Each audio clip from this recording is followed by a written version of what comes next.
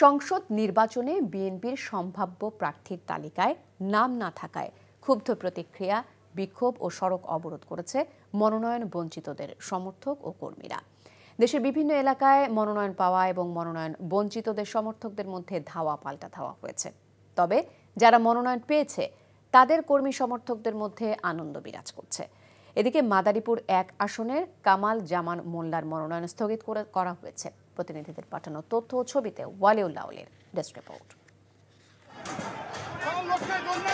মেহেরপুর 2 আসনে বিএনপির মনোনয়নকে কেন্দ্র করে দফায় দফায় সংঘর্ষ, বিক্ষোভ ও ভাঙচুর হয়েছে। মঙ্গলবার সকালে জেলা বিএনপির সভাপতি জাভেদ মাসুদ মিল্টনকে মনোনয়ন দেওয়ার দাবিতে শহরে বিক্ষোভ মিছিল করেছে তার সমর্থকরা। এক পর্যায়ে দলের মনোনয়ন পাওয়া প্রার্থী আমজাদ হোসেনের অনুসারীরা তাদের ধাওয়া দেয়।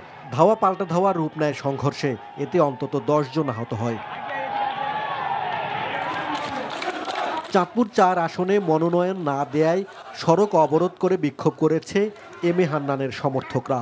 সকাল 10টা থেকে উপজেলার 15টি ইউনিয়ন থেকে খণ্ড খণ্ড মিছিল নিয়ে নেতাকর্মীরা ফরিদগঞ্জ পৌর বাসস্ট্যান্ড এলাকায় জড়ো হয়ে সড়ক অবরোধ করে বিক্ষোভ শুরু করেন। এতে চাঁদপুর লক্ষ্মীপুর আঞ্চলিক সড়কে যান চলাচল বন্ধ হয়ে যায়।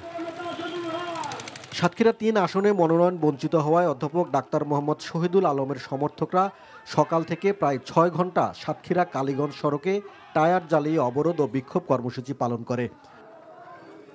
কুষ্টিয়া 2 আসনের সাবেক সংসদ সদস্য অধ্যাপক শহীদুল ইসলামকে মনোনয়ন দেওয়ার দাবিতে সমাবেশ করেছে স্থানীয় বিএনপি। সমাবেশ থেকে শহীদুল ইসলামকে মনোনয়ন দিতে বিএনপি চেয়ারপারসন বেগম খালেদা জিয়া ও ভারপ্রাপ্ত চেয়ারম্যান তারেক রহমান সহ দলের শীর্ষ নেতাদের প্রতি আহ্বান জানানো হয়। বিএনপি চেয়ারপারসন বেগম খালেদা জিয়াকে দিনাজপুর 3 আসনে প্রার্থী ঘোষণা করায় জেলা বিএনপি ও এর সহযোগী সংগঠনের নেতাকর্মীরা শহরে আনন্দ মিছিল করেছে। মানুষের অধিকার প্রতিষ্ঠা এবং একটি সমৃদ্ধ ন্যায়ভিত্তিক বাংলাদেশ গঠনের লক্ষ্যে সবাইকে ঐক্যবদ্ধভাবে কাজ করার আহ্বান জানিয়েছেন সিলেট 3 আসনের মনোনয়ন পাওয়া বিএনপি চেয়ারপারসনের উপদেষ্টা ও যুক্তরাজ্য বিএনপি সভাপতি এম এ মালিক। সিলেট থেকে নির্বাচিত বিএনপি সাবেক সংসদ সদস্য ও শেখ হাসিনার আমলে গুম হওয়া এম ইলিয়াস আলীর স্ত্রী তাহসিনা রুজদির লুনা বিএনপির প্রার্থী হিসাবে মনোনয়ন পেয়েছেন। মনোনয়ন না পেয়ে ভালুকায় প্রায় 10,000 নারী পুরুষের মাঝে শাড়ি ও লুঙ্গি বিতরণ করেছেন ভালুকা উপজেলা বিএনপির ভারপ্রাপ্ত আহ্বায়ক মোর্শেদ আলম। ওয়ালিউল্লাহলি, এনটিভি নিউজ ডেস্ক।